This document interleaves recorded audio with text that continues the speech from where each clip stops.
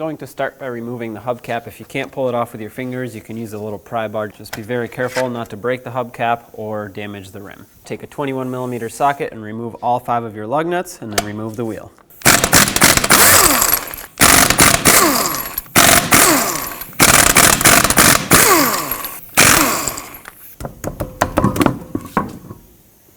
Now with the wheel off, you can see 2 17mm nuts and 1 bolt. Let's start by removing all 3 of these.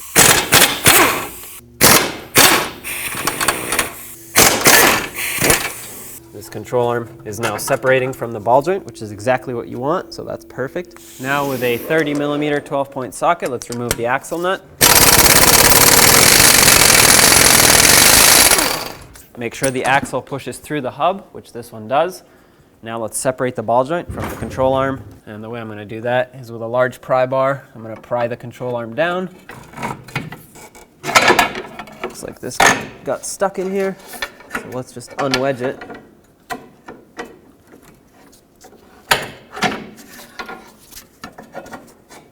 Okay, move the ball joint to the side to where it's not going to make contact with the, or not make contact, but to where it's not going to go back into the holes, basically, is what I'm trying to say.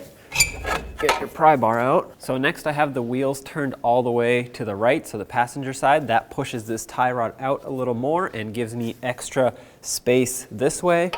Pull the knuckle out, push the axle in, and take the axle out of the hub. Now let's take it out of the transmission. I have a collection bucket underneath just in case there's fluid. Now I'm going to stick a pry bar from underneath, right behind the axle where it goes into the transmission. And it's a little bit awkward of an angle here, because things are in the way. Basically, you want to just pop it out of there. On this inner CV joint right here, you'll see some notches. That's what you can use to pry the axle out.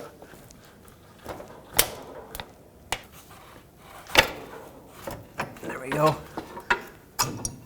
And now you can just finish removing the axle. And there it is. Let's take the new axle and slide it in. Be careful of your inner seal. Guide it into the transmission. Okay, it's sliding in. Try to find the right angle. There we go. Once you do find the right angle, it should seat itself in there. And to finish driving it in, I'm just going to use a rubber mallet on the end of the axle.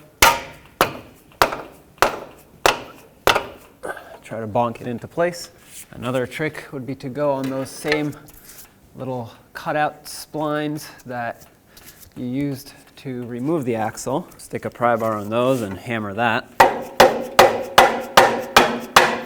Perfect. That just went right in. I'll give it a couple more whacks for good measure. Some fluid leaked out for me, so I'm just going to clean up my mess. Put a little bit of anti-seize on the splines of the axle. This will help it not stick inside the hub in the future.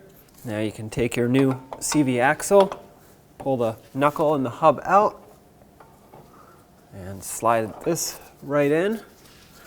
Make sure it lines up with all the splines. At this point, you can pull the control arm back down. Line up the ball joint studs. Start on the 2 nuts and the bolt. Let's snug them up. Torque these to 66 foot-pounds. Let's get the axle nut back, bottom it out, and torque it to 159 foot-pounds. Now you'll see me tightening up with the air gun. I'm not tightening it or torquing it with this. I'm just going to use this to bottom it out faster. That stopped, so I'm going to stop right there. Get a pry bar in between the lug studs to prevent this from spinning as you torque it. Again, 159 foot-pounds. Perfect, right there. To lock these in, you actually have to punch the side of it right here in. So I'm going to use a little chisel and just indent it. That should be good. I'll give it one more hit. There we go. That should be good. You don't need to go crazy, just enough for this to prevent it from backing off on its own. Let's get the wheel back on. Start on all 5 of your lug nuts, bottom them out, and torque them to 76 foot-pounds.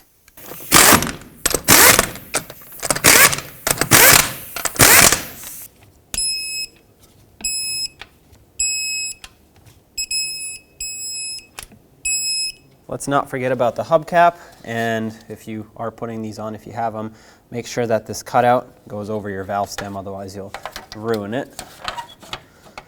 So these are going to be a little tricky to install. You have to hold them in several different places, and they keep wanting to pop off. There we go.